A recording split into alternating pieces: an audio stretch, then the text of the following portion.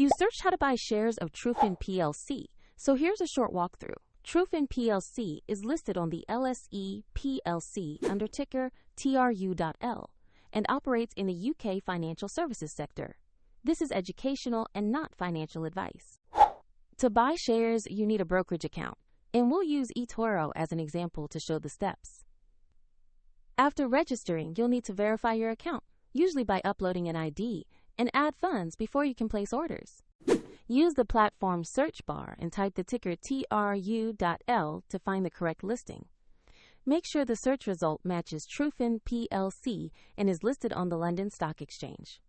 On the asset page, review the basic company information and the price chart to confirm this is the right stock. Check the issuer name and the TRU.L ticker before proceeding. To invest, click Buy. Choose the amount you want to invest. Review the order details and confirm the trade.